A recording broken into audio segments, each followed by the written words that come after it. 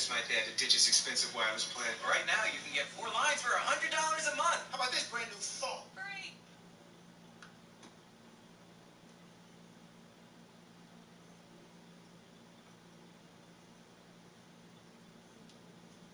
We've witnessed in recent gaming history.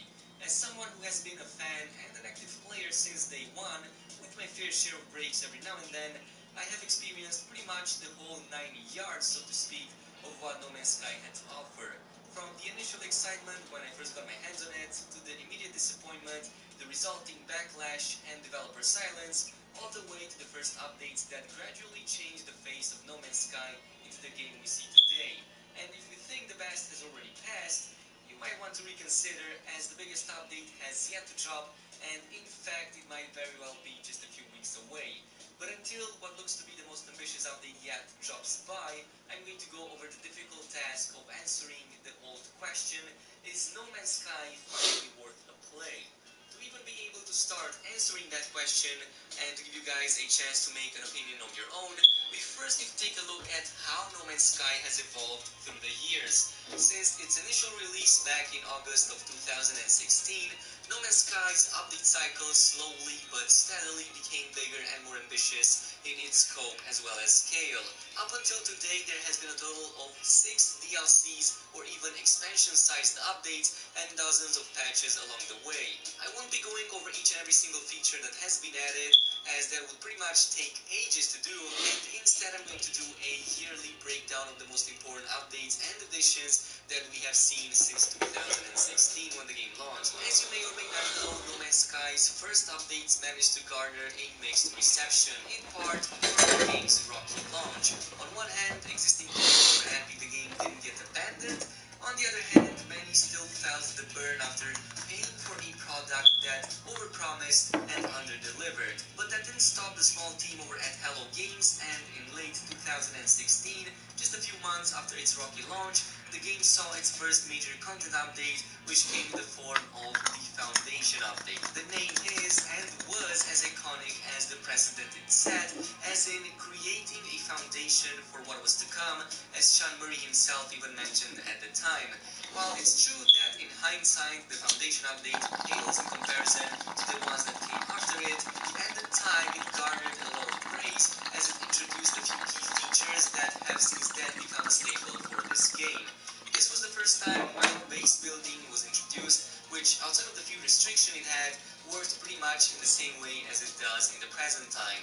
As in, pick a planet, settle down, start building any structure imaginable to shelter yourself from the harsh environments and creatures. Along with this came farming, arguably one of the best sources of income even to this day, and almost inseparable from base building itself. Through the years, both of these features grew exponentially complex and gave players more ways to tame out the wild environments, but it all began with the Foundation update. Then came the freighters. For the first time ever, players were able to not just acquire these gigantic ships, but also purchase them, stockpile goods inside of their massive inventories, as well as further customizing materials. Of course, it was still bare bones compared to how it is nowadays, but it greatly expanded our gameplay possibilities back then.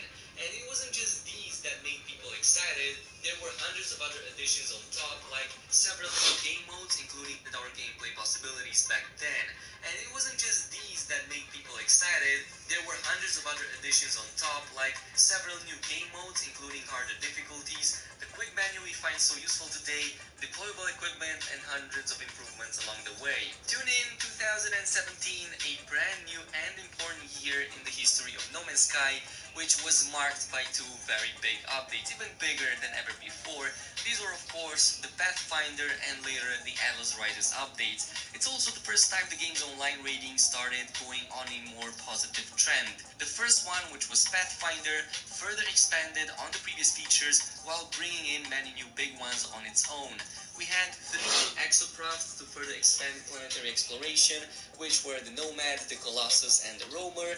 They all came in with their own quest lines, upgrades, as well as player-created races. The ships and the multi-tools went through a major overhaul as well, receiving several specializations each, with different subclasses depending on their performance. Ships got categorized into fighters, haulers, explorers, and shuttles, and had their own stats updated accordingly, while multi-tools were broken down into pistols, rifles, experimental, as well as alien multi-tools. Furthermore, they were all broken down into class ratings depending on their performance and rarity, and there were also 3 new weaponry types added for each to further improve the combat mechanic. So all in all, it was a rather big update compared to the previous one, and of course it didn't just stop there. There were several other big features implemented in the process as well. This was the first time when a major graphical overhaul was done, with massive changes to texture resolution, ambient lighting, post-processing, and other graphical enhancements. Features like base sharing, photo mode, owning multiple ships, an overhauled training system,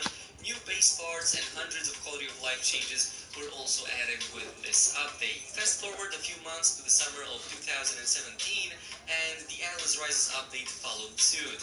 It was by far the biggest update until then, and among its biggest features were a brand new 30-hour-long story following the Waking Time ARG that took place months leading to that update, new Radiant mission systems that spawned randomly generated missions as well as rewards, the biome diversity, which was a major point of complaint even back then, was drastically increased with the introduction of new exotic planets, and in fact, because of the high number of new biomes and combinations, the entire universe went through a full reset or regeneration for the first time ever. Portals, one of the main features teased in the old trailers, finally made their way back to the game, giving players the ability. When redesigning the Honda Pilot, we thought, why not make it adventurous? Okay, maybe not that adventurous. Why not roomy? And of course...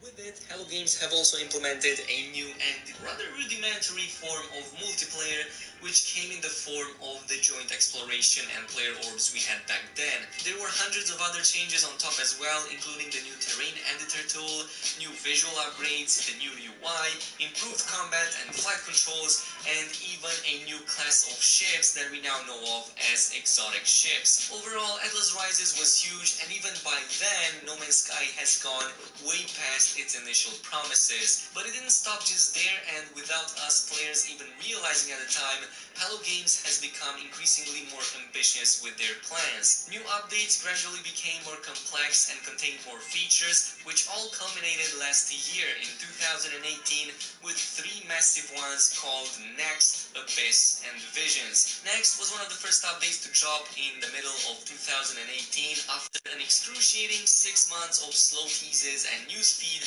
and once it did, it pretty much blew everybody away with the amount of content it had. Despite being internally called Patch 1.5, many consider the next update to be a full-blown expansion or even a No Man's Sky 2.0, as it simply overhauled or fully upgraded most, if not all of the system the game already had at that point. With Next, Hello Games was able to bring many RPG elements we see today, like a full character creation and customizer, a third-person camera for both on-foot as well as ship combat, and keep in mind that was to a game that up until that point pretty much played exclusively in first-person mode, and our avatars weren't even rendered. The game's graphic style, planetary generation, and biomes were also drastically upgraded, which brought probably the biggest departure from the game's original look. Multiplayer was also hugely upgraded, which meant not only you could join in and form parties with your friends or with strangers, but also see their avatars in real time, their ships, freighters, and even be able to trade with them. Base building has been expanded to allow multiple bases from multiple people to be built in the same system. Former restrictions to placement were also removed, and the limit and the number of modular parts were also significantly increased. Similarly, the freighter system was fully expanded to now give the possibility of assembling and upgrading an entire fleet of frigates, sending them into missions, and even landing on them. Just covering the next update alone would probably take a full-sized video video in itself, so I'm going to skip most of the stuff that has been shown in it, but to summarize it all for you, Next was simply huge, and Hello Games managed to end the year not with just one single expansion, but two more very big updates on top, and these were the Abyss and the Visions update. Abyss was fully focused on overhauling underwater exploration, and I'd say it did a pretty amazing job, making oceans more frightening, adding more menacing creatures and underwater environments, as well as new underwater base building and the submarine exocraft to play along with these. Visions update did something similar, but on the planet's surface, further improving the planetary diversity and wonder, and thanks to it, we now have more anomalous biomes, more creatures and plants, more diversity and natural events, and new reasons to explore, including, of course, the new archaeology feature. And this doesn't even begin to take into account the community events, all of the free armor skins, emotes, missions, and other stuff that has been done along the way. Now, if you got up until this point, you're probably now thinking that No Man's Sky is getting closer and closer to the end of its update cycle. And while that might be very well true, it's most probably going to do that, but not before going out with a bang. 2019 is going to bring the game's most ambitious update yet, much bigger in scale and scope than ever before, even compared to the next update. We already saw the first steps towards that with the newly added graphics update to the Vulkan API. This new update is going to be called Beyond, and it's most likely going to make the game a huge presence once more this year. On one hand, because it looks like it's going to transform No Man's Sky into something very close to an MMORPG, and on the other hand, because it's getting a full VR support, which will likely make No Man's Sky the biggest VR presence to date. Mind you, all of this before the big announcement that should drop any day now. I think that if you ever touched No Man's Sky before or stopped playing a long time ago, this is probably the perfect time for you to get back in it. The amount of content it has is simply overwhelming, and you'll likely spend dozens, if not even hundreds of hours in it. The game's constant updates and support will mean there's always something new for you to look forward to, and with the biggest update yet just around the corner, starting now will be the perfect time for you to learn the basics or get back on track from where you left. It also helps that the game is constantly on sale around the $20 to $30 mark. So for example, if you want to get a game around the $25 mark, I'm going to leave a link down below you can follow. I will give the Just Cause 4 Spring Update. A disclaimer that is an affiliate link, so we will be supporting this channel in the process as well, but for those who haven't touched the game or never played it before, this is probably going to be the best price you can find it at. With that being said and done, that is all for now. Of course, if you enjoyed this video, as always, make sure to leave a like and subscribe to the channel, and I will see you guys next time.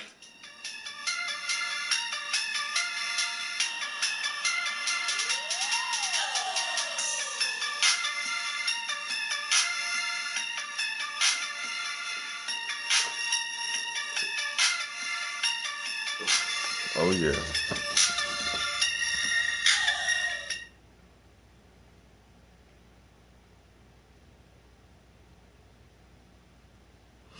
I got that No Man's Sky too, yo.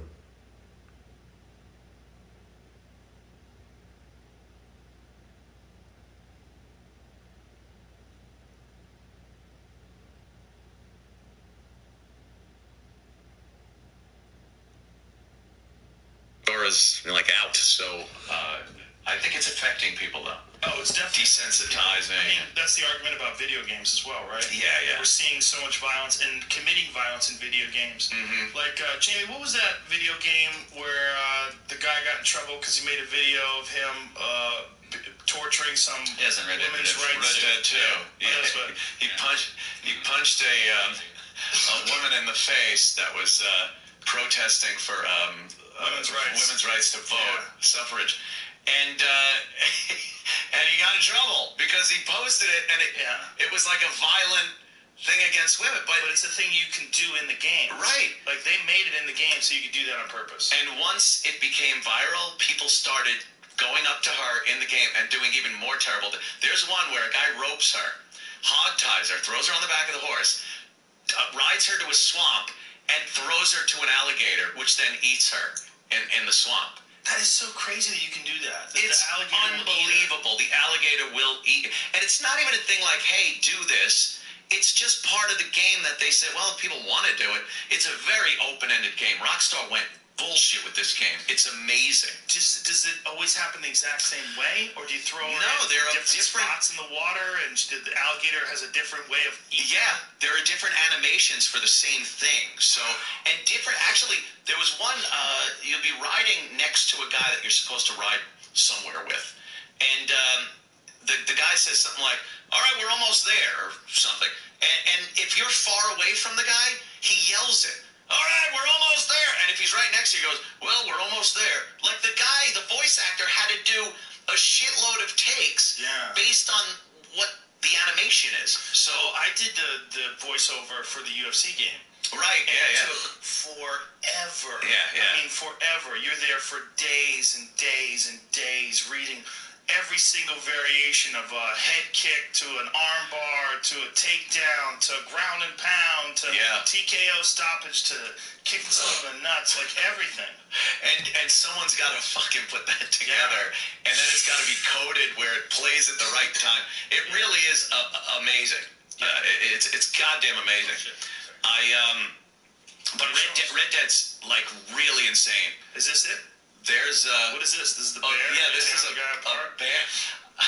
Oh, and this guy's just smoking a cigar. Dude, it's so funny the things that go on in this game, the ability to kill people. I had Luis J. Gomez on the show, and he plays this, and there's like a morality direction you could take. You could either be a good guy, a bad guy, really good, really bad, and it will affect the course of the game. And whether you're wanted, whether people are nice to you. Really? Yeah. Like, you could do a favor for somebody. You'd be riding somewhere, and someone would go, please, could you help me out? If Is this the women's rights activist? Not her, but he's going to throw this lady off the mountain. And this is just some guy online has done this? I think this is the same YouTube. He's got a lot of videos where he oh, jeez, he fell. different things. Oh, he fell himself. He was trying to kick her off, and he fell. Haha. But, and Lewis apparently would kill everybody. He killed a guy's dog and skinned it in front of him and then shot him in the face. I'm like, that's really mean. That's really mean. Dog in front of the guy? Yeah. And the guy's just like crying. It's crazy. It's brutal. Do you think that most politicians or most people looking for outrage are just not aware of this yet? Yeah.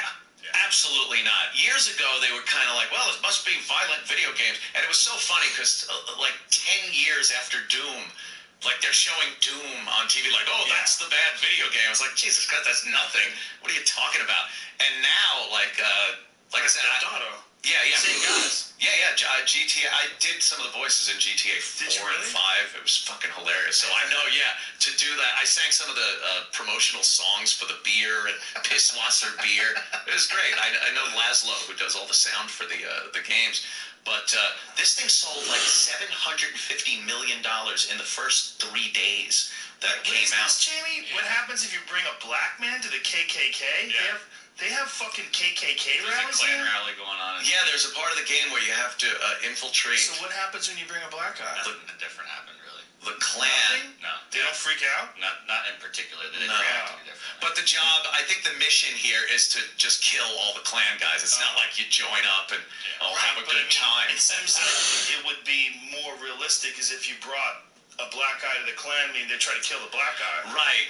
But that would be real. That would be crazy.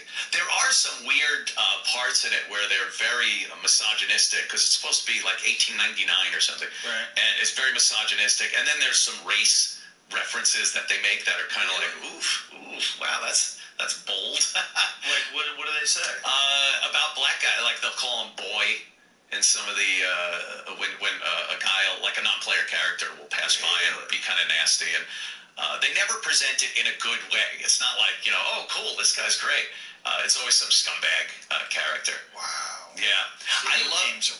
It's like the last frontier for chaos right now. Yeah, it really is, and I think because there's such a lack of awareness on the part of a lot of people, like I get games the day they come out. Actually, before I get alpha testing, beta testing. I'm playing the games months before they come out. Really? Yeah, I love it. I fucking. How do you get in on that? You sign up for the ultimate package on Origin or Steam, and you get access to the games when they're testing them. Oh, so you just pay? Yeah, it's a pay thing. Obviously, they want to make some money, and I want to play the games early. But so you report bugs and things like that. Yeah. You just play. They automatically kind of have something in place that will let them know if there's a problem. Or you can email them and say, hey, I died and I'm stuck in a rock now up to my waist. Have you ever talked to some of the people that make those things? You ever have them on your show? Yeah. Laszlo works at Rockstar. He's the sound engineer guy. He records all the sound, but he's involved in like every aspect of all those games, from the beginning of Grand Theft Auto, the first Red Dead 2. And it's amazing. I've been to Rockstar in New York and took a tour of the place, and it's just a bunch of fucking nerds sitting around. They have a day where you can bring your dogs in, and it's all wide open, no cubicles or anything. The guys that run it are these English guys, and they're brilliant, or New Zealand or something. They have that accent. One of those weird accents that you can't tell where it's from. They work insane hours. Yeah, that's it. They are dedicated. Like a game, like a Rockstar game, GTA or that. It's so above other games. Like you can't even. I play some shitty games where I download it, I start playing, and within 5 minutes I'm like, fuck, this sucks. Like it sucks. Right. And Rockstar games are just, it sounds like I'm doing a spot for them, but they're so above everything else. The animation, the sandbox quality where you're able to just run around and do shit. Like that's an appeal that people don't like feeling like they're on a track in a game. And certain games are like that. Like Call of Duty is very track based. You play online a lot against other people. There's small maps. But a game like that, you could just go off. If you want to, you could just spend time fishing. Like you could just get tackle and go to a lake and fish. And you catch fish? You catch fish. You catch fish. Spend 8 hours just catching fish. Just fishing, hunting. You could go out and hunt. I've heard that. You track like the bear, and that motherfucker can get you. When redesigning the Honda Pilot, we thought, why not make it adventurous? Okay, maybe not that adventurous. Why not roomy? And of course, why not genius?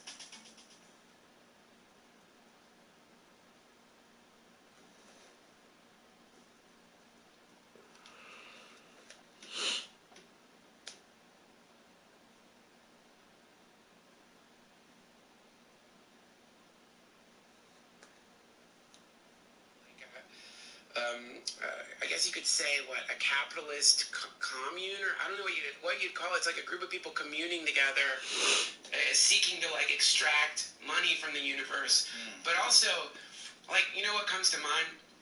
Sorry, anyone from Blizzard who's listening who doesn't like your job there, but I went on this tour of Blizzard, and they fucking it's a company that makes video games. They make the best video games outside of the only game I'm notch up with it right now. I'm into God of War. It's so fucking good, but that looks pretty badass. It is amazing. It is amazing. Dude, it's the first AAA game I've liked in so long. What's a AAA game? It's called AAA, right? AAA. It's a really expensive game to make. It's like a hardcore, big time. Pull up a video. I'm see God of War. God, it's the graphics are pretty fucking incredible. Dude. It's beautiful. Dude. Don't get me. Fuck the alien damn bullshit. God of War is it's so good, man. And I'm stuck in it right now. So you put on the HTC Vive today, the new one that we have. But you didn't get into a game yet. There's some games in it where you're just like, whoa, I see where this is going. And I saw that from yours. But yours was when I was over your place. What was that? 2 or 3 years ago. Probably 2 years ago. Look how good that Kratos. Is. How good that is. You can see the dirt on his hands. It's like you're watching an episode of Vikings. Dude, it's really good. And it's like bitch ass fucking thing freezing up again. Here it goes. So this is actual gameplay? Yeah. See, why is this doing That's this? fucking gameplay, dude. That's gameplay. That's gameplay. Yeah. That's amazing. Yeah, it's incredible. It's amazing. She's so hot. She's very hot. I know. You think you can hang out with a chick who's cut people's heads off with swords? Yes. Absolutely. Look at her. Look at him, rather. Her. Look Yeah, at this. This is fucking bad. But it's not just, dude, what's great about this game is not just like the graphics, which are incredible, or the fight mechanics, which are also incredible, but the fucking story is really good, and the acting is really good, and like the relationships between characters are really intense. This game will make you like tear up, man. Like it's like Damn. fucking Holy shit. great. You see what he just did? Chop that dude in half with an axe? Holy fuck. He just got smashed by a He giant. got smashed. He gets smashed a lot, but he's Kratos, the God of War. He doesn't give a fuck. Does not give a fuck. Man, This is incredible. I wouldn't even show much more of this. It's spoilers. I don't want anybody to see any of the characters or to know what's happening because it's that.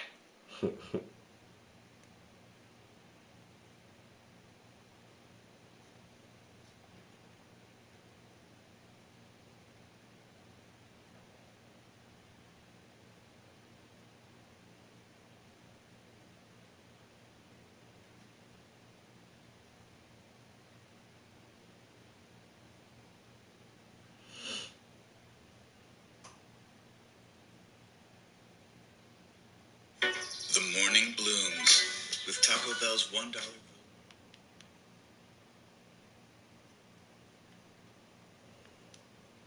Sky becomes popular again is what can you even do in this game? Is there any purpose to it? And how can you have some more fun in it? I don't blame anyone for asking this because more often than not, No Man's Sky doesn't really hold your hands and pretty much gives you almost complete freedom to do what you want and go where you please. And of course, add to that the huge number of updates and features that this game has received over time, the answer might become a little bit more complicated as a result. But do not worry, Poker and Red Dead Redemption. That's like the.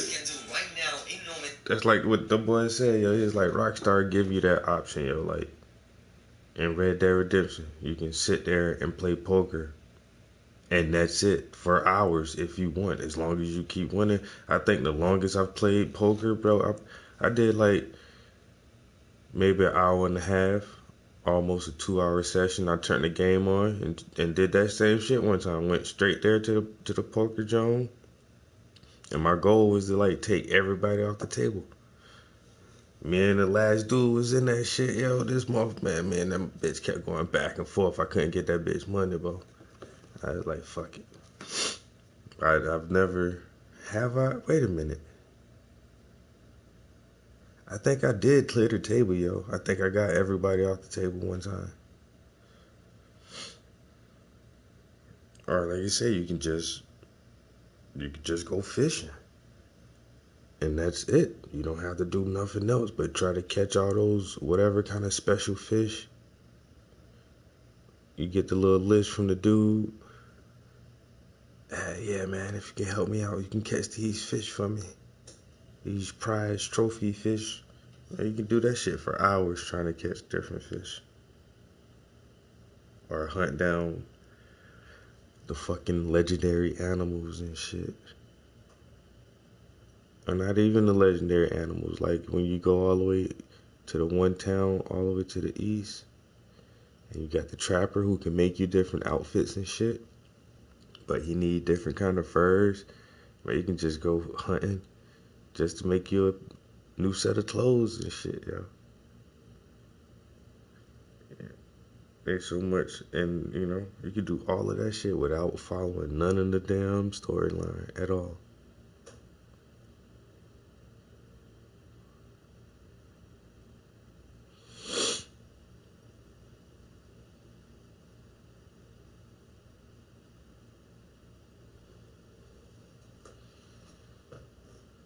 Now, listening to these little clips about Red Dead, not Red Dead, but No Man's Sky, because I have that game for that very same reason. Like they hyped that shit up. Hello Games, oh my god, yeah, they were hyping it so hard, and when it came out, it was just like bare bones. It was one of those games that were enjoyable for like 2 weeks, and then you're like, what the fuck is this? And I don't know, we're just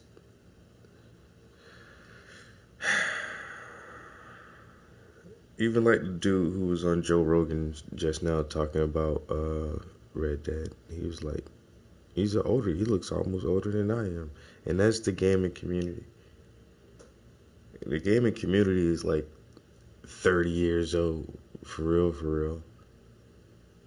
And I think we want to push more and more shit, especially open world experiences. And so VR, for my generation, I think VR is really big just because that's something that we've been looking forward to since we were playing Mario, like the first Marios. That was our ultimate goal, was like, oh, virtual reality. And so now what different features I look for in gaming, since I've been gaming forever, is like all the major innovations in games. And I don't know, like what fucking No Man's Sky offered when it first came out was like, alright, we've basically seen all this before, guys. I thought you said this was going to be something different. And it had all the potential to be something different, but now they said out throughout the years that it's been out, and their patches and updates and add-ons has made the game a lot closer to what they said it was going to be in the beginning. So I'm definitely thinking about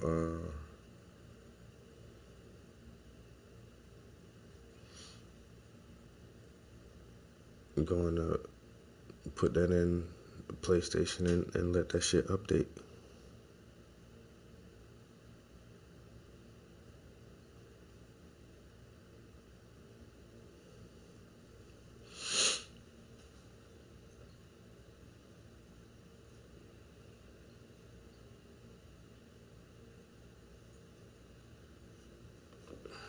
Oh yeah, this right here is gonna be so nice when it's done.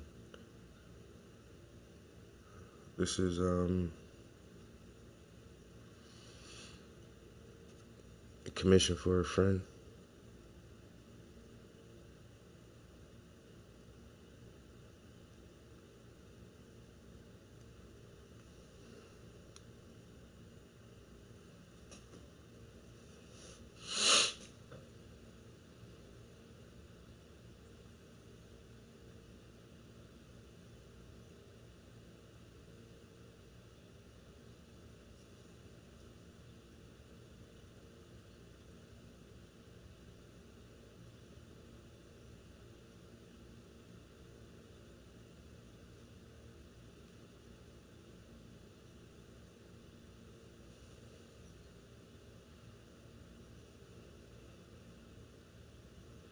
Oh, my bad.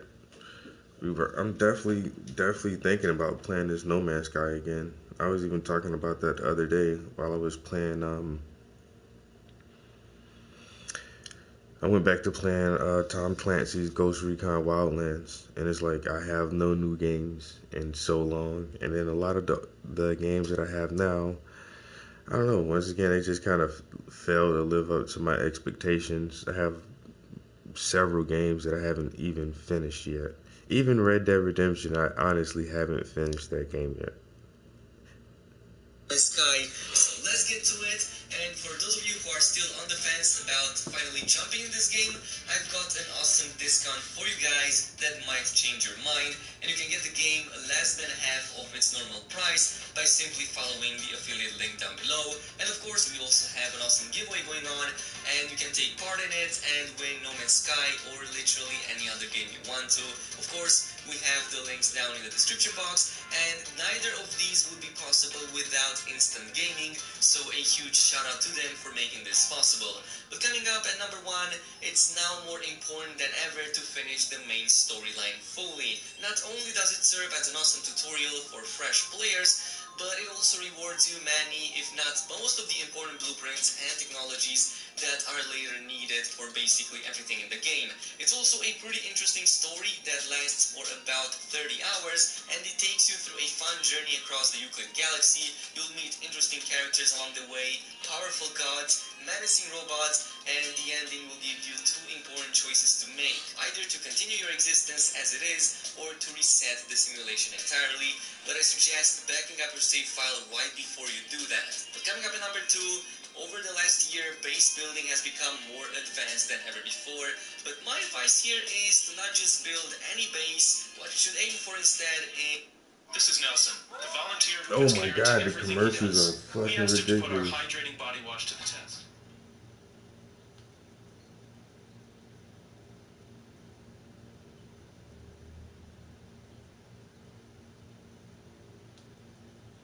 In the current version of No Man's Sky, players can build complex structures like entire underwater facilities. Orbital stations are also possible, and you can build bases in the higher atmosphere to have a better view of your homeworld.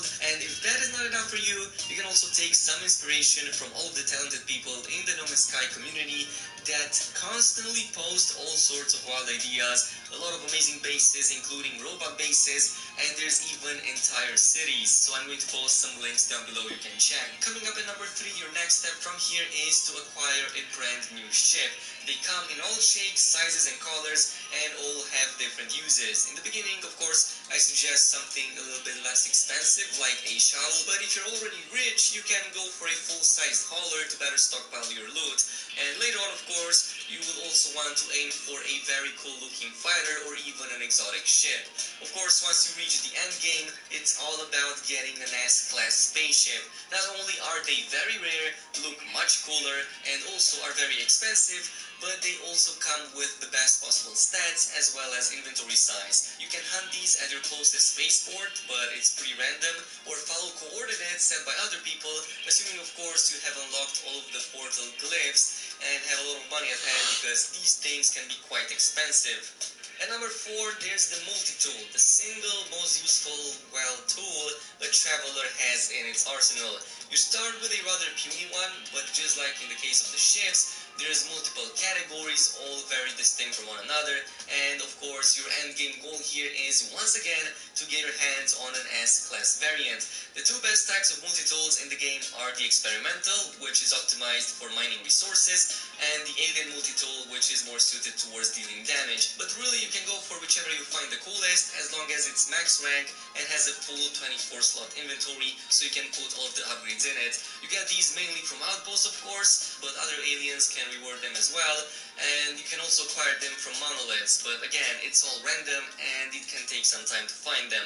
At number 5, probably the biggest acquisition you will want to make in this game is a freighter. You're freshly starting up and you want something a little bit bigger than your ship, then the freighter is what you're looking for, and of course the main story even gives you one for free by just playing it. Eventually you will come across it. I already made a tips and tricks guide on this one, but from here on what you want to do is not just stop to the freighter itself and actually build an entire fleet. Freighters can now form fleets with up to 30 frigates that you can purchase by simply getting close to them at your nearest NPC fleet. You can get lucky and buy something like a max rank, but that is kinda highly unlikely, or you can just outright buy whatever you find first and worry about upgrading it later, as they do upgrade as you send them into missions anyway, so don't worry about it too much, but do pay attention to what you're getting. Some of them are specialized in doing combat, others exploration, others scientific journeys, so just take a nice selection of each of these so you are well prepared for any type of mission you might send them into. At number 6, your ships, multi-tools, as well as fleet are not the only ones that require an upgrade. You do as well, and in fact there is a very big number of upgrades you can apply to your character.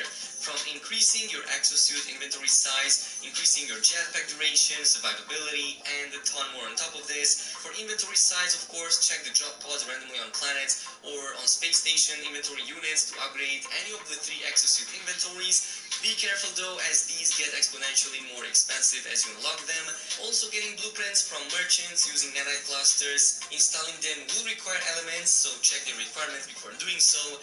And finally, of course, we'll have the upgrade modules, which are the fastest and easiest to get. They don't need any materials to be built, they can easily be installed in your inventory, and they also provide some of the biggest bonuses. At number 7, once equipped and ready, what you can do from here is to Summer's here, and so are the deals. At Raymore and Flanagan's Memorial Day sale, everything's on sale, up to 25% off. Plus, get a free adjustable base with start hunting for planets, and not just any planets, perfect planets. It can be a planet that closely resembles planet Earth if you want to, something like a green paradise with calm weathers and blue skies, as well as some really nice creatures, or it can be something completely different, like a complete water world, or something that you find more interesting. Whatever it is, it's going to take some time, because as the name implies, they are perfect, so this means they are quite rare.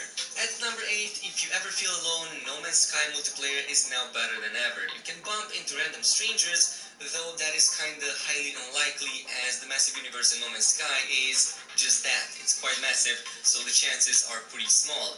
But it's better to join a friend and explore together, as that is much easier, and you can interact however you want with them. You can create racetracks, do missions together, or even fight each other if you want to do that. But it's better if you just go on and explore and have fun together. It's definitely a lot of stuff out there to look forward to, and doing it as a group, it's definitely better than doing it solo. Now, speaking of multiplayer and exploring, at number 9, what you can do is to take a quick trip towards the Galactic Hub. Not that many people know of this, but No Man's Sky has mapped out entire solar systems and has even set up player colonies where you can travel and discover what other players have built, even find other players, of course, because the concentration of players is much higher than in any other corner of the universe. I'm going to post the coordinates down below, but sometimes it might be an amazing player-created structure that you can find over there, or a money farm that pretty much makes you extremely rich, and of course, some of the best worlds are cataloged in that region. At number 10, if you ever got bored of the Euclid galaxy and want to travel to a different, more exotic one, then there's 2 ways of doing this. Either travel directly to the center, which you can do even if you didn't complete the main storyline, but be warned that there are 255 galaxies in total, which will take a lot of time to explore. Another better way is to simply wait until you finish the main story, and at the end of it, you will be given the option to pick between a handful of galaxies. All of these galaxies that you can choose from are very distinct from one another, so if you want a very calm galaxy with a lot of green planets, then I suggest the green one, which is Azentem. But if you want something a little bit more conflictual, with a lot of wars going on, a lot of sentinels, then I suggest picking the red one. At number 11, the best way to have fun is, of course, to afford everything, and you can't really have that unless you have a lot of money. I already made a ton of guides on how to make money in No Man's Sky. I might even make an updated version of whatever videos I have made in the past, but there's a ton of ways of doing it, from simply collecting and selling resources you might happen to find on planets, to fighting dangerous creatures or weather conditions to get rare loot, all the way up to trading, setting up intergalactic trade routes, and even farming. Additionally, doing side missions for NPCs and sending your fleets in fights and expeditions will give you a chance to both fight and earn money at the same time, which is pretty fun. At number 12, I suggest finishing all of the achievements in No Man's Sky. You can check how far you are with their completion in the pause menu, but honestly, they are really easy to do. I especially recommend learning all of the alien words by using alien monoliths, requesting dialogue help from random NPCs, activating language stones, or by simply picking them off from inside space stations. It's also funny to see what a full alien sentence actually looks like, because for the most part of the game, you won't see what that actually is. At number 13, eventually you will stumble across the 2 anomaly aliens called Nera and Polo. Doing missions for Polo will reward you with several blueprints that you might not get to find otherwise. The best thing about this is that if you listen to my previous advice about finishing all of the achievements, this will naturally progress you through all of these quests, as they both require the same things. You can even speak with Nera if you want to, not just Polo, to get some extra rewards that will definitely help you through your journeys. At number 14, of course, we have the Quicksilver Merchant and the addition of some very nice cosmetics. This NPC sells a ton of cosmetic stuff, like new helmets for your character and emotes, as well as other vanity stuff you can add to your base, and these cost Quicksilver, of course, a different type of currency, though this isn't currently available in the game because there's no community events going on, so you might have to wait until the next round of online events starts so you can acquire more Quicksilver and purchase some of the goods in them. But if you happen to do them in the past, and if you played No Man's Sky in the past, you might might sit on a nice stash of Quicksilver, so you can afford some of the stuff in the Quicksilver merchant inventory. Now, speaking of character customization, at number 15, check out the Space Station Character Customizer. From the very start of the game, you will have complete freedom to design your character however you want, including changing anything from a handful of available races all the way to selecting options such as head, chest, armor pieces, even the colors on them and the color combinations. And there's a nice selection even for these if you want the color combinations to be of a different sort. So definitely a lot of options over here. It could be more, but in the meantime we have quite a nice customizer to play around with. Coming up at number 16, if you find a normal playthrough too relaxed for your tastes, then you can go ahead and test your might against survival mode. This mode is the most challenging in terms of what No Man's Sky has to offer, and conditions are much harsher in it. There's also a ton more sentinels that can attack you, and if you manage to die during it, then you pretty much lose everything and will have to start all over again. So one simple mistake, like staying for far too long out in the open, like in the cold, or jumping from too high up, can put an end to countless hours of gameplay. But of course, that is the thrill of playing this game mode. You only have one life, so make it count. At number 17, No Man's Sky is kinda like a screenshot simulator, as I sometimes like to call it. More often than not, you will find absolutely breathtaking scenes that just beg to take some recordings of them. Fortunately, now the game has a fast and easy to use photo mode that will let you take quick screenshots and save them. You can control quite a bit in it, including of course the filters you can use, the blur, the background, and of course the positioning of the sun, which I find really awesome. You can set the scene as perfect as you want to by simply adjusting the positioning of the sun. It's not the most advanced, but it does a great job at what it's intended for. At number 18, if you don't know where to go next and want to let the game decide for you, then travel to your nearest black hole and jump through it.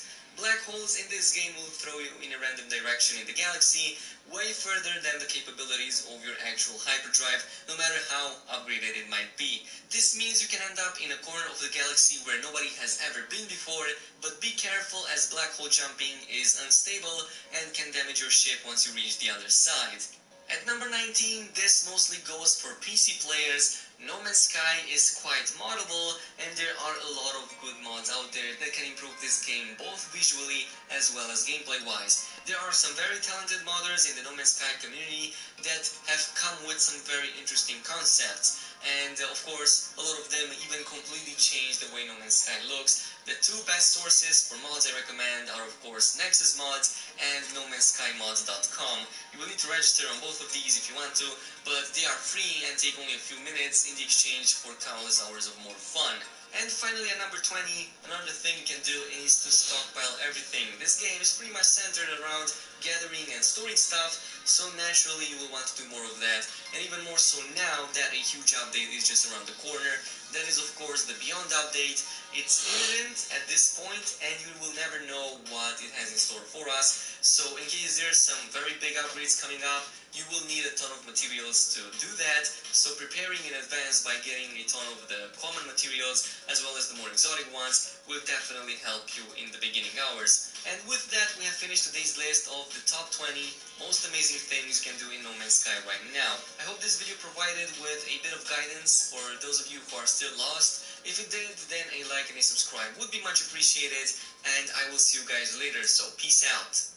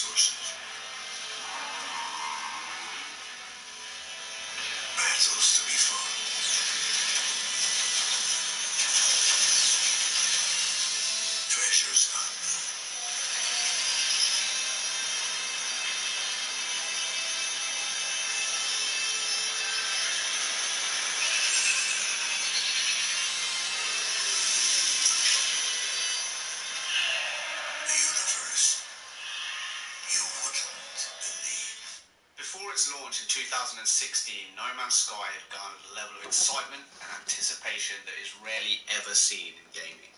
It was easily one of the most hyped projects I have personally ever seen in all of my years playing games, and unfortunately, when the game launched, at least in terms of the mainstream gaming world, it did not live up to that expectation or sustain the excitement it generated up until launch day. There have always been people, myself included, that for whatever reason just fell in love with No Man's Sky.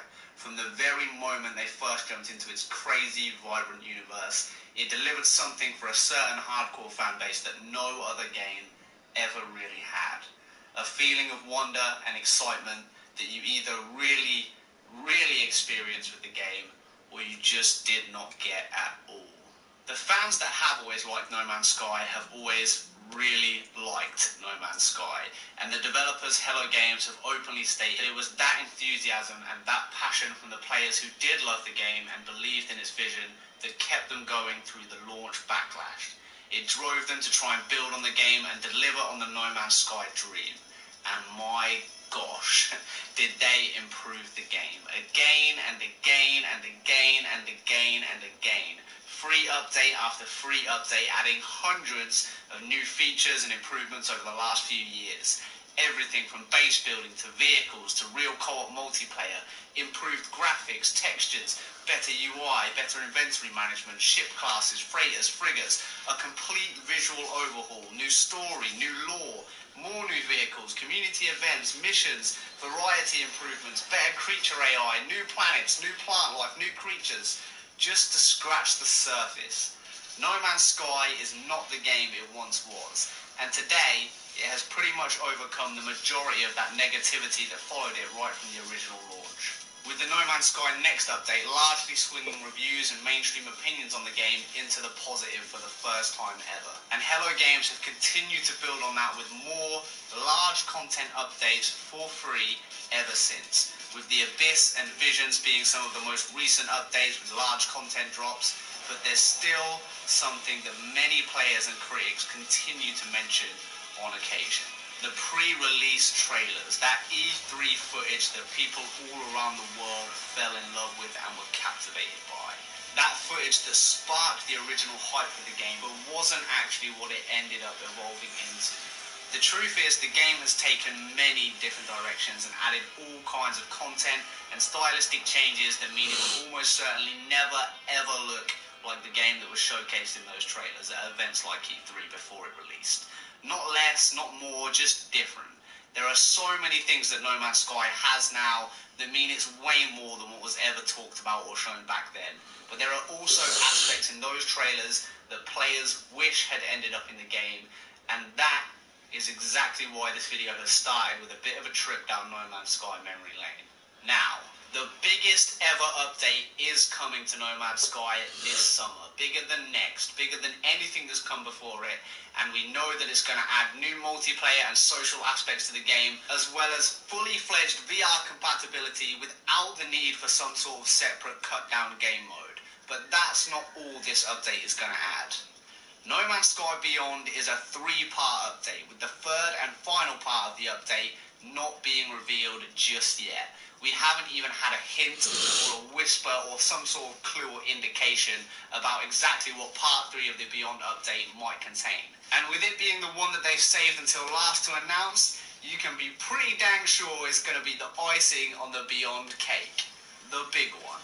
So what could this final element actually be? It's time for some L-Play speculation. Giant snakes, desert worlds, bioluminescent worlds, improved variation, bigger, better creatures, NPCs exploring the wilderness, rivers, huge planetary buildings and structures to explore, the everything update. That is what I genuinely believe we may well be getting with No Man's Sky Beyond. I get it, I'm always hyped for No Man's Sky, I'm always the one that gets crazily excited for the next big update, and I absolutely love letting my speculation run wild and just having fun thinking about all of the endless possibilities that this game opens up. But I've also never been wrong to believe in Hello Games before. Every single time I've been crazily excited for a massive update or a huge overhaul, or said again and again that things like VR are gonna make it into the game, even when everyone's telling me that I'm completely wrong, or that I'm crazy, or that I'm overhyped. They've always delivered, time and time again. They've somehow still managed to surprise and surpass even my expectation with the big content updates that they've added to the game. And we know that this is the biggest update yet. Now, I've thrown out some pretty hefty things there, but I want to talk very quickly about exactly where I'm coming from with this particular speculation video. We know from recent interviews God, my that nose it is so is the fucking biggest stuffy update right they've now. ever worked on. I've said that a few times, but they have said that themselves. That's not just me guessing or assuming or speculating. This is a major update, bigger than any update we have seen so far. We know that after Next, there was a time when they thought they didn't have another big update in them. That, at the time, they were thinking was going to be it. The final big update to the game was going to be No Man's Sky Next. They didn't have a pre-planned mega update already on the horizon at that point. And of course, while they were going to keep supporting and improving the game, and we always would have seen smaller updates continuing after that, there wasn't going to be another one of those times where it was, bam, something absolutely monumental is coming to No Man's Sky. But then, of course, Next went down an absolute storm. It truly was a monumental update, and it was the shifting point in the history of No Man's Sky, because it really did mark a point in time where the majority of reviewers and media outlets, as well as things like Steam review scores, all shifted from being negative to mostly positive. It was the greatest comeback in gaming history, in my opinion, and the negativity, for the most part, was left behind with the next update. They had vindicated themselves, and the pressure wasn't really about fixing or completing the game anymore. They had done that. Hello Games, since then, have been able to just have a bit more fun with it, to work on cool things they want to do that they think are exciting. Things like VR that they know ultimately most of the player base probably isn't going to jump into, but at the same time, it's something they want to do. It's something they can do now. It's something they've got breathing space to do, and it's something they just think is cool and exciting. I believe that Beyond is going to be the last big update for No Man's Sky. Not the end of all updates, but the last really huge one, the last big finale that we see. Don't worry, I do think they're going to keep supporting the game, and I think we'll still get some smaller updates along the road, but I feel like this is kind of an end point, the end of an era for No Man's Sky, the close of that major update cycle that we've all gotten used to, and it's because of that that I really do think it would make a whole heap of sense for this update, for this final part of Beyond, to focus on some of those dreams that Hello Games presented in those early trailers. What better closing chapter than to say, you know what, we didn't just keep going, we didn't just turn it around for No Man's Sky, we didn't just deliver so much more than that original vision that we had, but actually, here's one more update that does go back and tick off all of those big key things that long-time followers of the game have always wanted and asked for. All of those things that we couldn't do back then that we wanted to. The things that we thought we were going to add to the game, but for whatever reason just didn't quite make it, or we weren't able to deliver in the way that we wanted to. The things that mean that that pre-release footage isn't just a dream or a concept anymore. And finally, an end to those conversations you still hear every now and again from people saying, but you never did this, or you promised that and it never made it, so I don't care about all this other crazy, awesome stuff that you've done since then. Not because they have to do that anymore, or because they're feeling the pressure to, but because they've had the time to grow as a studio, to improve, and because now they're at a point in time where some of those early features that didn't end up being realistic or achievable now actually are possible. And yes, this is speculation only, maybe I'm way off. Maybe the third part of the update is going to be something completely random, some crazy thing way out of left field that none of us are expecting at all, but I just cannot shake this feeling that this really could be the everything update. The update where they say all of those major things we ever really, really wanted to do, we've done them. We've ticked all of those boxes. We are 100% happy with No Man's Sky, and you're going to love this update. Now, I've always said I believe the giant snake-style creatures would make it into the game, and with more improvements to the online and multiplayer modes coming, I could see this being the perfect time for that. Co-op teams, fighting together to take down a huge mega snake as some sort of mini co-op raid or boss type battle would be freaking awesome. The kind of awesome sci-fi structures that are littered throughout the art book and early concept art for the game, and the kind of stuff that we saw glimpses of in those early trailers, things like the giant red metal tower structure that I always talk about excitedly. These are the kind of things that would make exploring planets more fun. Discovering these crazy mega structures and exploring them would be awesome. I've seen glimpses of that in some really good mods for the game, but it's never quite as polished and as exciting as what you know Hello Games could do if they wanted to. Rivers is another one, something that we've seen since day one in artwork and we've heard them talk about, but we also know from things like their GDC talks is incredibly difficult for them to actually implement into the game with the way their procedural generation and the game engine works. They've been optimizing, they've been learning, they've been tweaking ever since the game launched. If ever there was a time to believe that they might be ready to put things like rivers, maybe even things like waterfalls into the game, then it's now. Some of that crazy density and variety in animal and plant life that we saw in small spaces on worlds like Aurea 5, the cool giant creatures like the E3 Diplo or the Rhino, with the optimization that we know they're making to the game at the moment, there's definitely a chance that we could see heaps of this looking better than ever with this update. Things that are going to make the game worlds just come to life so much more than they can at the moment. NPCs walking around out in the wilderness. Why not? We already know that NPCs are going to move in the game now. They're not going to be static. The people that have played the VR part of the update early have seen this. They've seen it working. They've seen NPCs walking around stations. Fine, at the moment that's only in space stations. It might never go further than that, but I think it's definitely plausible at least to think that we might see a bit of that spilling out into the world. All of these features, all of these things, they're things that you've heard before. Heck, you've heard me talk about them many, many times before. They're things that at one point people were really excited for and expecting to be in the game. Things that Hello Games probably expected to be in the game as well, or at least wanted to add at one point in time. So as scary as it is to kind of let your hype go crazy and think that this kind of stuff might really be coming, I have to say that deep down, this is genuinely the kind of update that I'm thinking we're going to get with Beyond. And not just because it's all stuff we know they've talked about or worked on in some shape or form before, but because all of it addresses one massive thing that every single No Man's Sky player, fan, follower has at least heard about, probably thought about themselves before when it comes to what they'd want to see in an update. It would add so much for people who just love to get the real color on there with that glare. Most of us fell in love with the game in the first place. Exploration, that sense of wonder and discovery that No Man's Sky had. The awe you feel when you see something you've never encountered before. That's what I think this final part of the update is going to be. We've got VR, we've got multiplayer, we've had all kinds of optimizations, improvements, and new cool things to do with all of the updates that have come to the game. But I feel like this is going to be the one that brings worlds and exploration to life with a level of variety that we've never seen before. The Everything update, the last big content update, the Explorer update.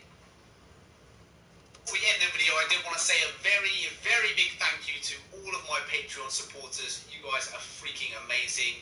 Akak, Anarchy, Dale from the Atlas Hub, David D, Deadly Reza, Forgotten Stoner, Heath, Jeremy J, Joanne's A, J Technique, Kyle Culver, Lukash M, Mac for a Day, Madeline J, Malindog, Mark F, Marky D, Mbal23, Mingrui, Neil B, NTB, Ongrad, Autumn Long, Paul L, Rasmus K, Shiroka Majelli, Samwise Gekji, Technical Gaming 101, The Golden Gek, Todd C, Todd H, Ty the Blazer, and Vanilla. You guys are the best. Thank you so much for continuing to support me and what I do.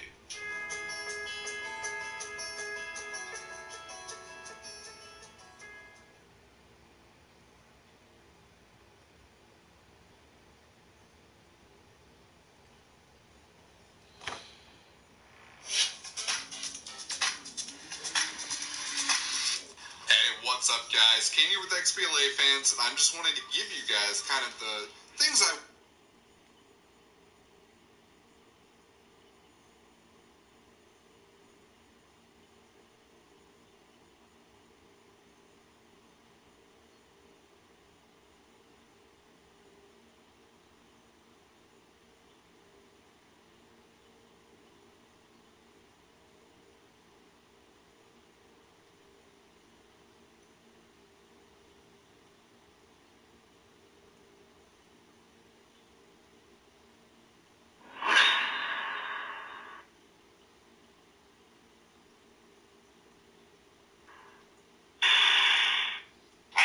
struggle with the notion of an afterlife. Any of us who have stood at the grave of a loved one have had to ask the question, now what?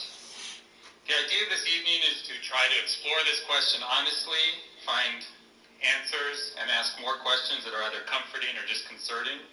So, let's begin. My first question, we decided to forego long opening statements. We're going to make this as conversational and respectful and fast-moving as possible. And my first question is going to go to Rabbi Wolpe. David, do you expect to go to heaven? Not tomorrow. That's the old joke about, the good news is that there's baseball in heaven. The bad news is you're pitching Thursday.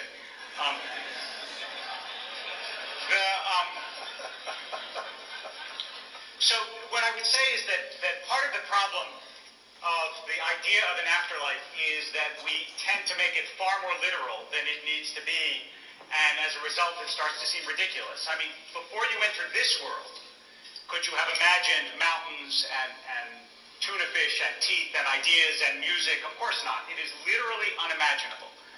But we make of the idea of another world something that we can imagine and understand, and so we reduce it to nonsense. It's Mark Twain in Letters from Earth. He said that people assume when they go to heaven they're going to lie on green fields and listen to harp music. He says you wouldn't want to do it for 5 minutes while you're alive, but you think you'll be happy for the rest of eternity doing it after you die.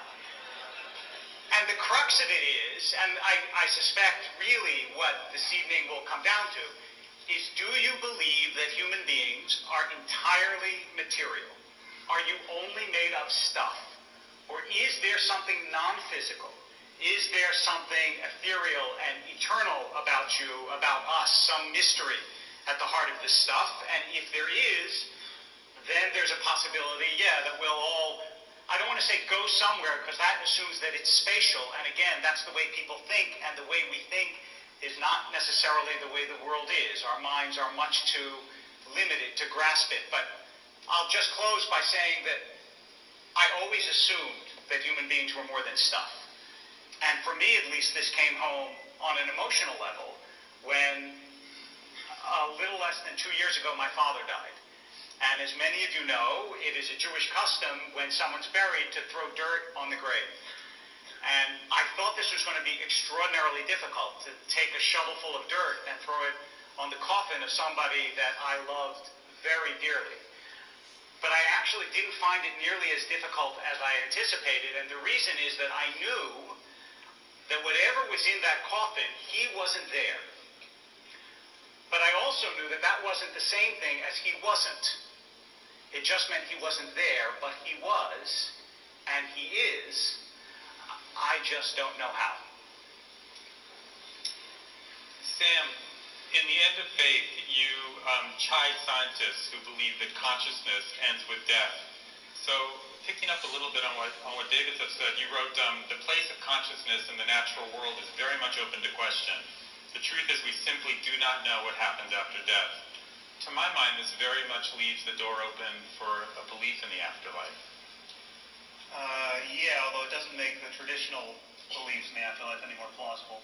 That's not the point I was making there. But it does, that point of not knowing what happens after death is what worries me about this conversation. I've been very worried about this, that all of you have given up a perfectly serviceable Tuesday evening only to hear the four of us tell you every which way that we have no idea what happens after death.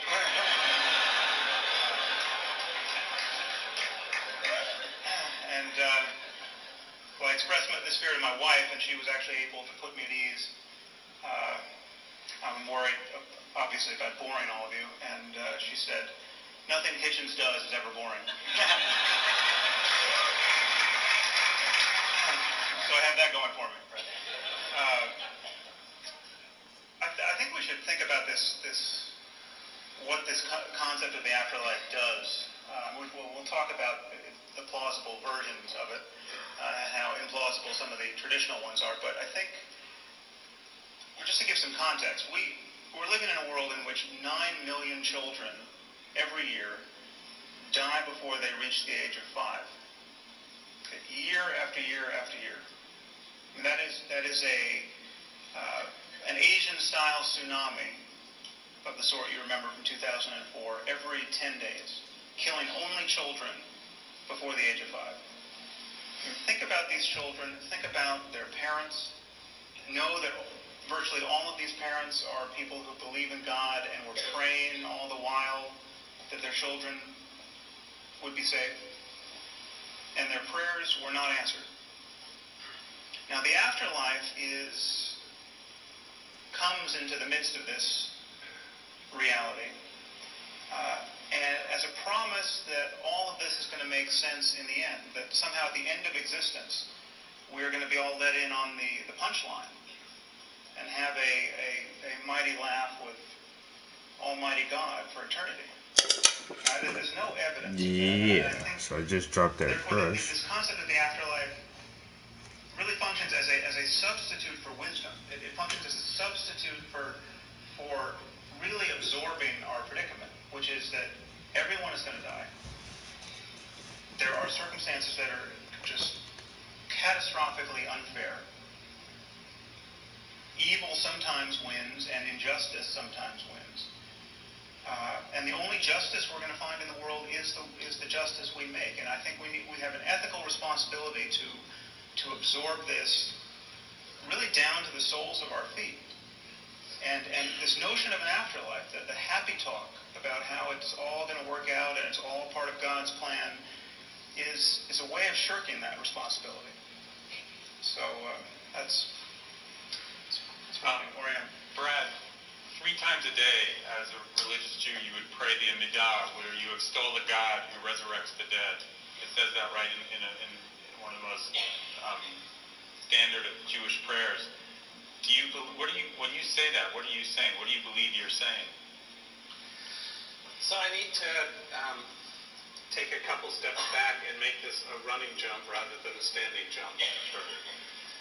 As I understand it, rather than simply reducing someone's idea to a caricature, which is easy to do on all sides in this kind of a conversation, we live in an age in which there are different plausible ways of making sense and connecting the dots. One of them is a kind of reductionism in which everything can be explained by its smallest physical components. And once you've explained how inert matter operates, then you create more complex systems, but you've done all your explaining really at the very basic subatomic levels. And that's completely plausible, and you can tell the entire story that way in a reasonable way. I don't think it's the only way one can do it. One can also say that there are intimations all the way down of what others have called, and I think of as mindfulness. And that the mindfulness all the way down emerges at some point into consciousness, which emerges at some point beyond that into something even beyond the consciousness we're aware of. And we have abilities to access it, not necessarily by what we know. And here I have to say, having read the books of the authors here, I agreed with almost everything that everyone wrote. People claim knowledge where they can't possibly know. But what I think we can also claim is intuitions that go beyond what we know. Things like hope and trust and loyalty. We ground our lives in them. So there are people who use the afterlife as a way of evading their responsibility. But I know that I and Rabbi Wolpe have sat at the bedside of people who were able to connect with others because this belief inspired them to live each moment with dignity and connection. So for me, the prayer is literally false. Having lived one life with flat feet and fat thighs, I fervently hope that God does not physically resurrect the dead.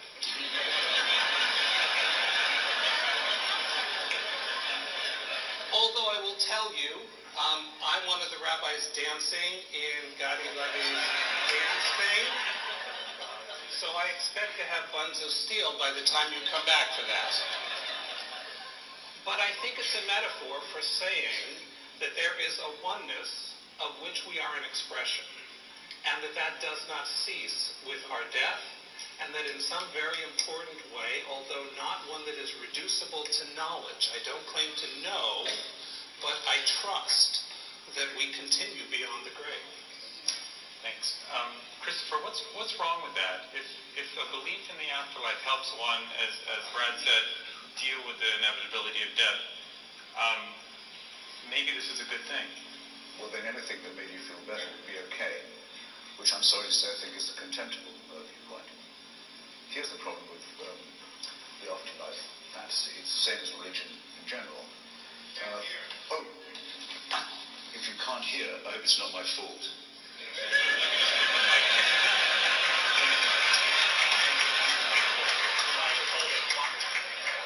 All right, how's that? Okay.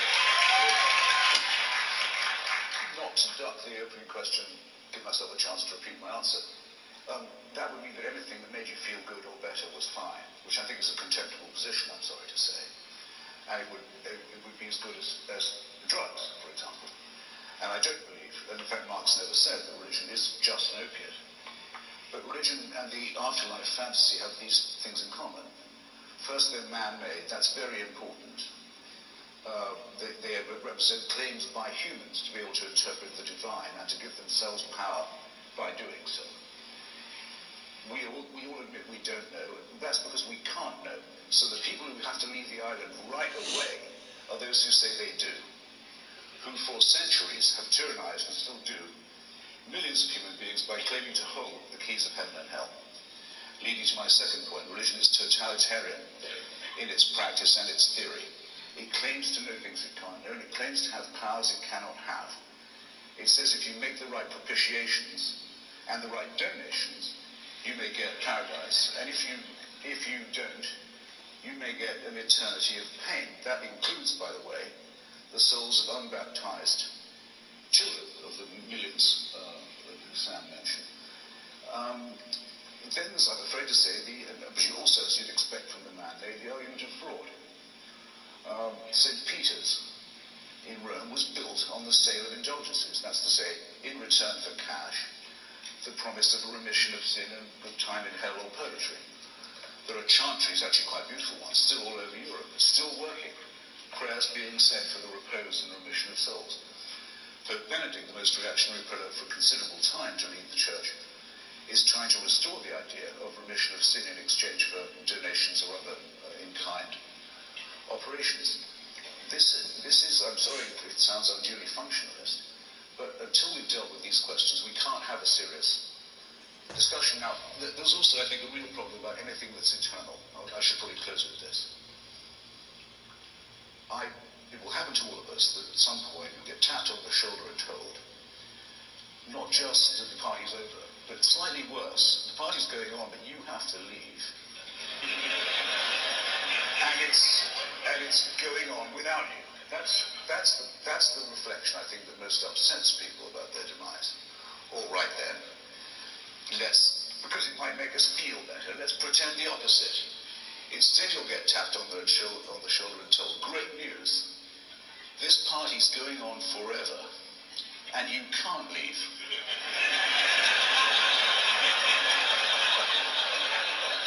You've got to stay. The boss says so, and he also insists that you have a good time.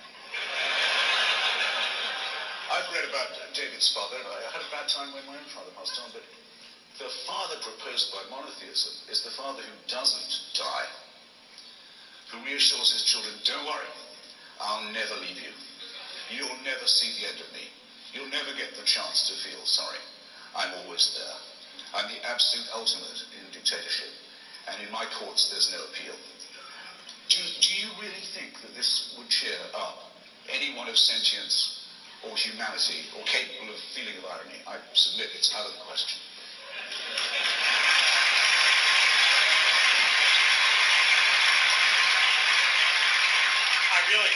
I just want to say I was completely with you until the end when you got silly on us. And the reason I say that is because you speak about God in the same way that you would speak about a human dictator as though they were equivalent. Much worse. Much worse.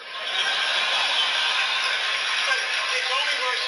It's only worse because of the eternity of it, right? But the characteristics are the same. No, the absolutism of it. The absolutism, the characteristics are the same. But that's not. And the worship of him by his face. Except that that's not at all what any tradition envisions, and even if it did envision it, as you and I think would both agree, the envisioning of traditions of what a god could be are very limited and partial.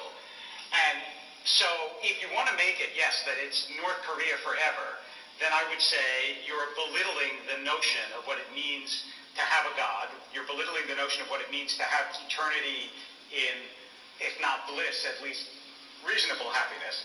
And it's true that you lose everything in this world, but also it's not at all the case, and you know that it's not the case, that the notion of the afterlife invariably leads to neglect of what is important in this world. Sometimes, in fact, it does the exact opposite. You can take large swaths of belief. You mentioned Marx. Communism, for example, which repudiated the idea of the afterlife and therefore thought you have to create utopia here, and it led it to horrendous misdeeds throughout the 20th century. So the belief in the afterlife can be totalitarian and terrible, but so can the idea that there's nothing after this world and therefore you have to perfect human beings here. It can work both ways. I wanted to ask you, Christopher, do you really believe that dead is dead? You don't believe in any kind of consciousness going after death? You believe death is dead? Okay. The survival of consciousness independent of the brain, which Sam knows more about than I am, we're getting better acquainted with, is quite different from the religious belief in a mandated path by which you can follow or not follow, leading to reward and punishment. Completely different. It's different in the same way as, say, spiritualism was, which wasn't really a religion, but was a very strong, fraudulent movement that not coincidentally flourished after the First World War in the hope of putting people in touch with dead relatives and so forth. Not one single interesting thing ever got said from the other side. Fascinatingly. Burblings from the beyond, but millions of people pitifully paid attention to it. I guess my answer has to depend on David's point about stuff. We actually know a great deal more than we ever did, than any of our predecessors did, about what stuff we're made of.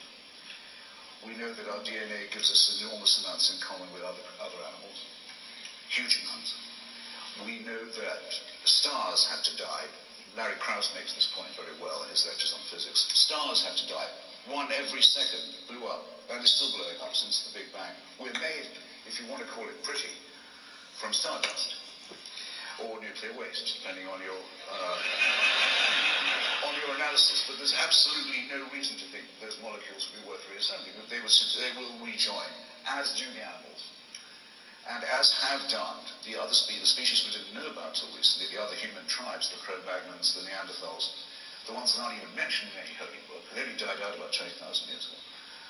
Who has heaven and hell for them? It's as likely for us as it is, I think, for any other dog, whale, or bacteria. And no more than that. Sam, what does it mean when you write that you think that consciousness may indeed survive? Well, there are many odd ways in which consciousness could survive, and you can make a philosophically respectable argument that consciousness could survive the death of the brain. It's by no means the majority opinion in neuroscience or philosophy that it would. For instance, there's a philosopher at Oxford, Nick Bostrom. This is one of the weirder arguments, but still more plausible than the arguments you get from religion. Nick, there's actually very little you have to assume to make this seem somewhat robust. The argument is called the simulation argument, and he argues that we are all very likely not living in a real universe, but living in a simulated universe. And we are being simulated on the hard drives of computers of the future. Now he gets there with a few simple steps. You simply have to acknowledge that consciousness is at bottom the result of information processing at the level of the brain, and there's nothing magical about brains. It could be information processing in a computer of the future. Most scientists think that's true. They don't think there's anything magical about the wet stuff in our heads. And that consciousness is at some point going to be instantiated in computers. Then you simply have to grant that humans of the future will run simulations of the past in the way that we run simulations, Sims games, and then there's just one short move that simulated universes, almost by definition, will outnumber real universes, and therefore we are a lot more likely to be among the simulated ancestors than the real ancestors. Now again, this everyone acknowledges it seems a little crazy, but the assumptions that you have to take on board are not so weak. And I would add to this the somewhat disconcerting idea that if in fact we are running as a simulation on a computer of the future, this computer could have been built by Mormons or Scientologists who would want to simulate the truth of their religion. And therefore, all religions could be true in this simulated universe, and we could expect to see Jesus coming back on clouds of glory and moving to Missouri as the Mormons expect. So now all of that sounds completely crazy, but it is not as crazy as the version of the afterlife that is really on offer traditionally, which has been actually neatly sidestepped here because it entails the resurrection of the dead. Most people think that the afterlife religion is offering, Christianity, Judaism, and Islam, has something to do with the soul floating off the brain into a tunnel of light and into paradise. But that's actually not the canonical afterlife. The canonical afterlife is God has to do the humble work of reassembling us. And I don't want to take more than a lot of time here, but I think we should talk about just how implausible that vision is, because that actually is the vision of Judaism and Christianity and Islam. I just want to make one quick addendum. There's also, who I thought you were going to talk about, is Galen Strawson. I mean, another Oxford philosopher who says that consciousness is actually so impossible philosophically to figure out that it must be that it exists even in inanimate matter, even though it doesn't seem that way. So I don't think that but let's leave aside how difficult consciousness is to figure out without some sort of either strange hypothesis or spirit. Yes, it's true that much of Judaism talks about resurrection, much of it talks about afterlife, but there's a plurality of voices. And I mean, the Talmud says, for example, you assume that the sages are in paradise, but it is not so. In fact, paradise is in the sages.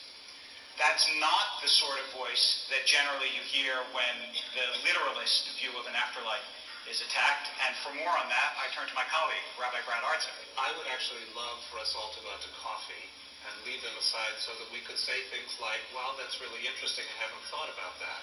And what do you do with this? Rather than the scoring of points. And so there's a lot of cleverness, and there are a lot of quips.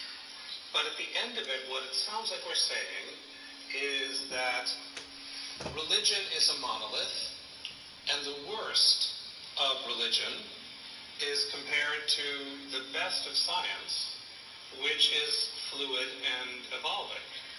And I'm halfway there with you. I think one of the greatnesses of science is its capacity to be self-reflective and its capacity to change convictions. But the wreckage of scientific error is fairly impressive. And the diversity of religious thought is also, I think, undergirded, unfortunately, I think in part because we all had bad religious education as kids and we're still in recovery.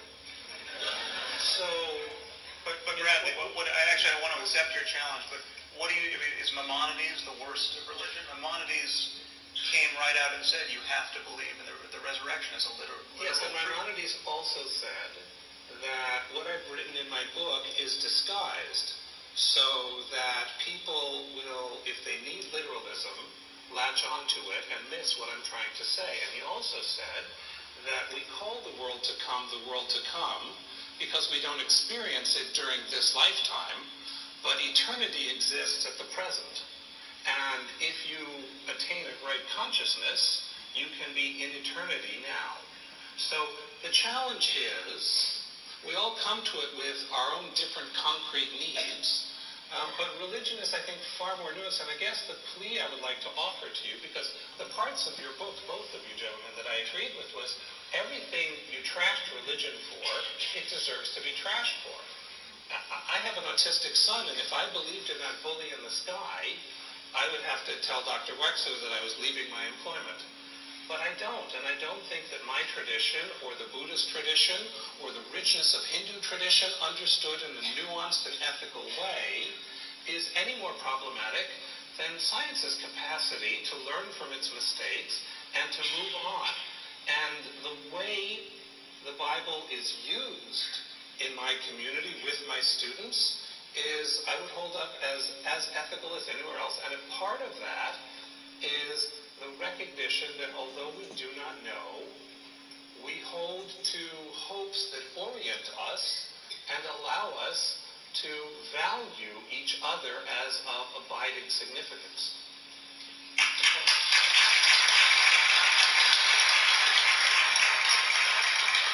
Which can be done by anyone who repudiates the supernatural. Look, I don't mind attacking religion at its best if you'd rather I do that. I mean, behind the idea of judgment, remember, which is part of the deal of the afterlife and the reward of heaven or hell, is some rough concept of justice, that there's an equalization of the odds against which we struggled when we were alive, that the tears are dried, and that the wrongdoing is punished. Very, very old wellspring of human aspiration. Why do the wicked prosper? I would really like to know. And why, as Hamlet says, so much contumely is heaped on the patient and the meek. Now, the reason why Sam's Oxonian friend disturbs us when he elaborates his theories, we don't like to think they were all just digitized by someone else's brain, that we're rats in some maze, someone else's maze. Nor, though, rather interestingly, do we like to think that everything that happens to us is random. We repudiate both ideas. They're both equally distressing. But the reason why I'm starting with my totalitarian point is this. Take the case that I still can't get out of my mind. You remember reading about it, the woman in Austria who was kept in a cellar by her father for 30 years and raped every day and bore him children who he raped also. Picture how she must have prayed. How she must have wearied heaven with her prayers, and how accidental was her release that we even know about. You're told those tears will be dry, that'll be compensated.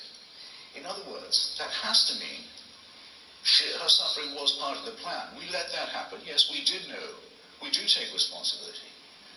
That was part of the design, but it'll be better later. I think that makes her suffering meaningless, and in fact rather obscene. We'll do that to her, but we'll make it up later on. Take another great Austrian, now deceased, born in Braunau on the Inn, and dead in April 1945. Yes, that was all part of the plan too, but believe me, we'll see to it that he's punished for it.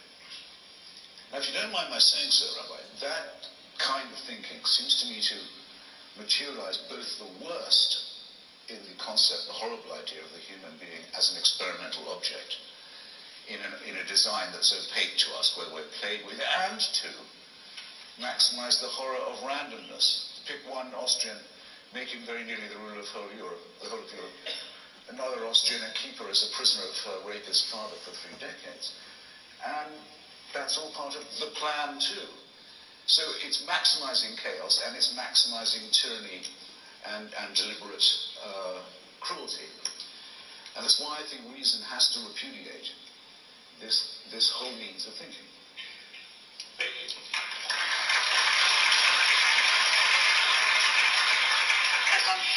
Reason and justice too, I should add. As I'm sure it would if religion thought that way, but it doesn't. In fact, wait a minute. No, wait. I'll give you your time here, please. Okay. That's the move that's really not open to you. If you want to change the subject to a truly purified wisdom tradition that is non-dogmatic, that's just open to mystery, you have to... No, I'm not going to do that. Okay, but if you want to follow the path... You have to hear the move before you repudiate. No, but I think you're taking the move that Bragg... I think so, but I might not be. Well, let me just tell you what I heard you do. Okay. You just said religion is not the way Christopher suggested it was, and in the vast majority of cases, it is. And so you have to at least admit that we're not caricaturing religion. 50% of Americans think they're going to see their pets in heaven. we're dealing with what happens if you don't. Right. We're having this conversation in the context of how religion is practiced. Soon? Yes. Okay, please.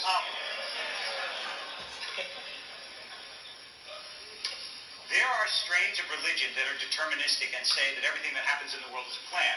There are. Calvinism, for example, does that. In Judaism, that's actually very rare. There are a couple of notable thinkers who say that, but almost no notable Jewish thinker believes that what happens here is preordained by God.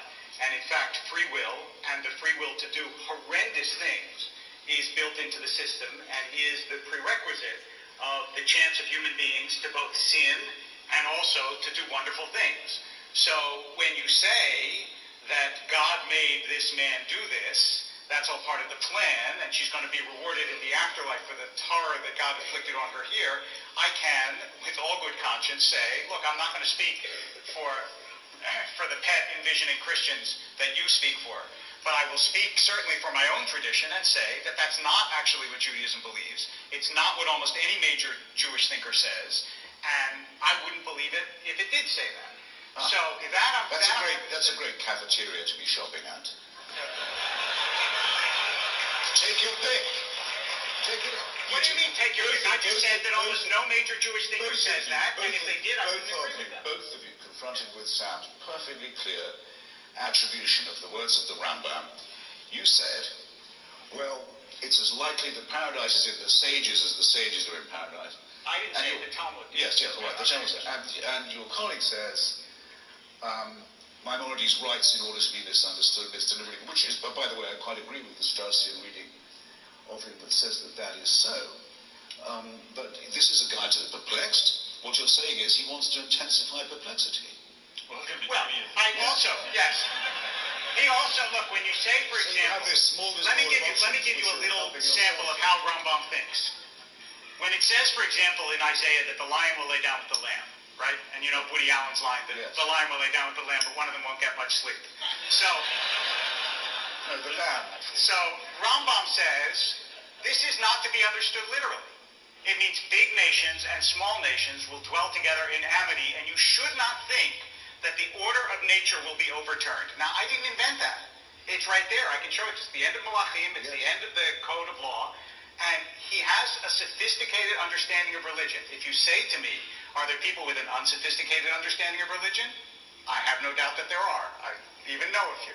But you're not sitting with them on a stage. And I don't think it's actually, I don't understand my task to be to defend understandings of religion that I don't adhere to. So I'm happy to argue with you what I understand about religion, but obviously, if I thought mainstream Christianity was the way to understand religion, I'd be a mainstream Christian. And I'm not. Okay? I want to make 2 points.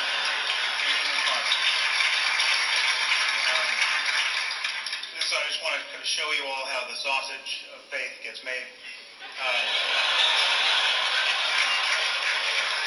Or at least argued for. I see 2 problems with what you just did, and perhaps you're aware of them.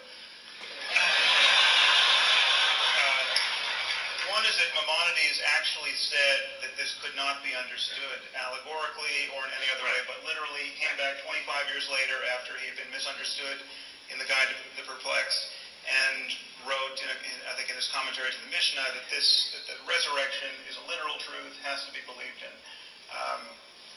There may be some caveats there in his theology, but he was talking about bodies being reanimated. The other issue is you made this sort of artful move to the free will loophole. You said people have free will. If a man wants to lock his daughter in a dungeon and have sex with her, God has allowed that because he's given us this rather diabolical freedom.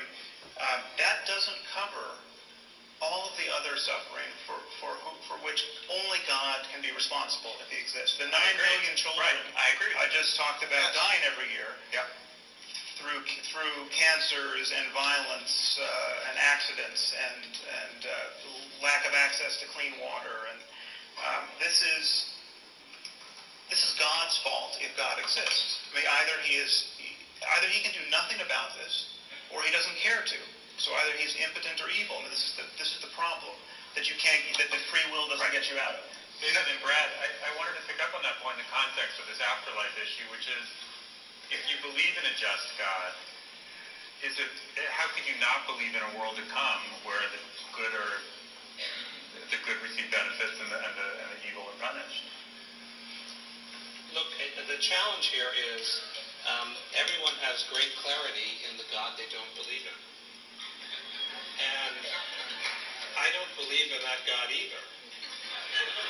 So, what's God? So how do you tell us how you understand gratuitous misfortune visited upon the innocent, like being in a debate like this? My condolences. So, look, this is a talk I give to first-year rabbinical students and congregations all over the country. It is a medieval mistake based on Aristotelian thought that God has to be a simple, unmoved mover, and thereby eternal, omniscient, omnipotent, and omnibenevolent. Right? Those are terms that don't exist in biblical or in rabbinic Hebrew. So I apologize for the way the philosophers kidnap the traditions, but it's not in the Torah. There is no Hebrew word for omnipotent, meaning all-powerful, and the concept is a nonsense concept. So you're saying God doesn't have the power to change these things? Yes, of course that's what I'm saying. I'm saying that what God has is a different kind of power than the power of the dictator that Christopher Hitchens and I both despise. And that what I look to God to be is a persuasive power, more comparable to a teacher or a lover or a parent who teaches and inspires you to be the best by seeing your potential and by giving you the vision and the power to rise to it. But I don't believe in a God who breaks the rules or who can intervene or who can do magic. And the challenge here, may I just say one more thing before we close on me? Sure. It is the 125th anniversary of the birthday of Alfred North Whitehead, my Rebbe. And so in his honor, I tell you the following Hasidic story. The story is told of the Kutzker Rebbe, one of the great masters of the Hasidic tradition, who, walking past someone's home, sees that they're so impoverished they don't have the capacity to have a Shabbat meal. And so he prays for her to have a Shabbat meal magically bestowed upon her. I mean this only metaphorically. And no actual Hasid involved in the story itself. So he prays that she should have this miraculous Shabbat dinner given to her, and she does, and he hears a vision which says, because you've intervened in the affairs of this world, you've lost your place in the world to come. And he starts to dance. And he says, when his students question him, he says, for the first time, I'm able to serve God without expectation of reward. That's in mainstream rabbinic tradition. So often I had the sense that what's being criticized is a kind of ignorant abuse of religious nuance, and we certainly know anyone who's been in an airport has read self-help books that claim to use scientific findings to justify all kinds of stupidities, which I don't think you can hold science responsible for, even though probably numerically there are far more people who have nonsense ideas based on false science as they do in religion. The challenge here is you say it's man-made, and I agree. It is man-made, as is medicine, as is law, but the solution to bad medicine and bad law is not to get rid of it. The solution is to have open discussions and continue to refine it and surpass it.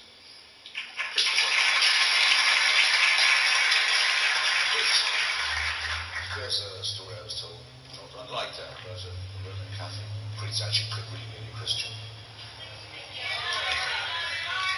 There's a comparable. This is not my fault. There's a comparable story I was told about the death of I think it was a Roman Catholic priest, but it could be any Christian official, really, who gets to St. Peter's Gate and is told, well done, that good and faithful servant. here's your place, we've been preparing for you in paradise. And he says to St. Peter, but I see that there's terrible suffering and deprivation and misery among the souls in hell. Surely my place is with them, ministering to them. And he's told you really don't get it, do you? One of the reasons why I like doing this, some people say sometimes, don't I ever get tired of debating with the religious? No, absolutely I don't, because you never know what they're going to say next. Sam and I don't mind being called predictable. It's very easy. We know what we think. We say straight out where we think we know and where we think it's not possible to know, why we don't think there's a supernatural, and so on. But this evening already we've had your suggestion that God is only really a guru, a friend when you're in need. I mean, he wouldn't do anything like bugger around with Job to prove a point. And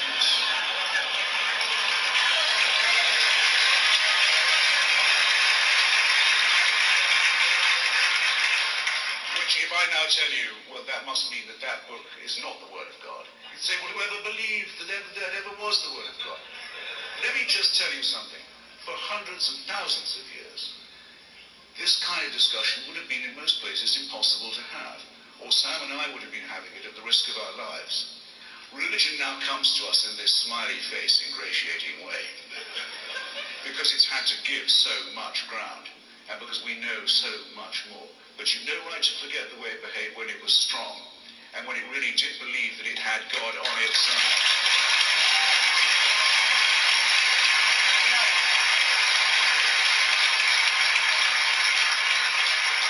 I just want to say so much of this is the frisson of the rebel, and I just want to read you these two sentences. It's nonsense to pretend, for instance, that at this date there's something daring and original in proclaiming yourself an anarchist, an atheist. The daring thing, or at any rate the unfashionable thing, is to believe in God. That was 2002, Christopher Hitchens, in a review of Evil and War, George Orwell.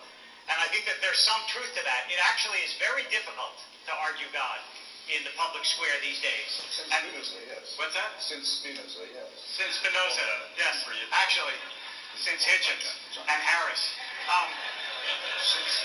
But despite the fact that there's no question, there is no question, as has been not only pointed out but easily admitted, that religious thinkers in the 21st century don't actually, if they have good sense, pronounce identical nostrums to religious thinkers in the 2nd century, even though they may use much of the material to explain what they believe.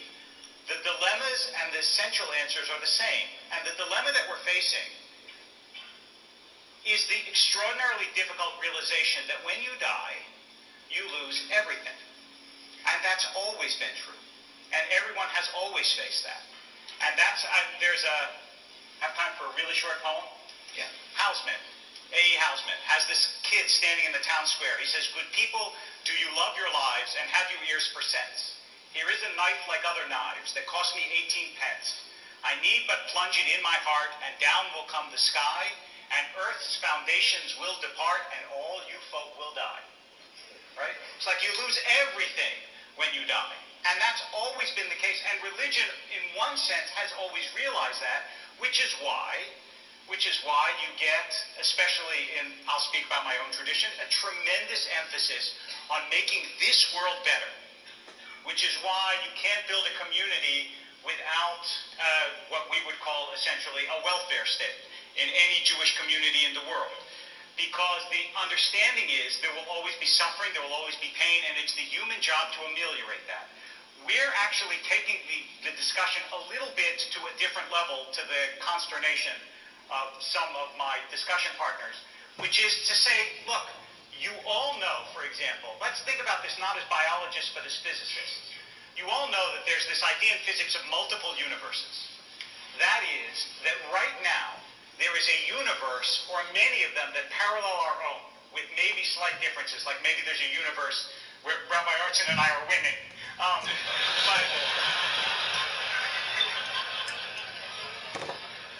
But other than that, there are these multiple universes. Now, in a world in which it is possible to assume that there are multiple universes that go on at the same time, is it not possible to believe that there are multiple lives for human beings that live in this universe. That's actually, despite the fact that I know you have many problems with religious history, religious doctrine, that's the question we were asked tonight. Is it possible that there's an afterlife? And both from a scientific point of view and from a religious point of view, our affirmation is that it is possible. It's not certain. We don't know what the afterlife is, but it is possible. And if you come out of this discussion opening your mind to the possibility that this world is not all, then we will have one. David, I want to push you on that because this was actually my first question to you. What do you see that afterlife as? It's so hard to get a good color in here. No, it does. But the Jewish tradition also is deliberately agnostic about the nature of it. So it offers you images. It offers you Gan Eden, the Garden of Eden, about which there's almost no description in the Bible. It says Yeshiva Shamala, that is, you get to study Talmud with God. As one of my Talmud teachers once said, for some people it's heaven, for some people it's hell. But the point is that you know, it's like what Chekhov said. Chekhov said that you only get multiple treatments for a disease when there's no cure for the disease, right? If there's a cure, you got one treatment. You only get multiple images of the afterlife if you don't know what the afterlife is. And at least in the Jewish tradition, no one was so foolish as to be dogmatic and say, this is what the afterlife looks like. I'll rest with what Nabokov has John Shea say in Pale Fire. He says, life is such a surprise, why should death be any less than one?